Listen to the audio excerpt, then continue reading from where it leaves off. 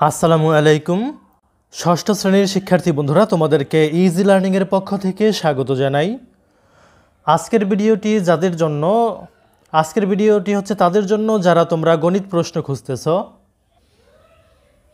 তোমাদের ষান্মাসিক সামষ্টিক মূল্যায়ন 2024 এর গণিত প্রশ্ন তোমরা পাবে হচ্ছে আগামী 9 তারিখ 7 মাস 2024। ততক্ষণ পর্যন্ত অপেক্ষা করো। ধন্যবাদ।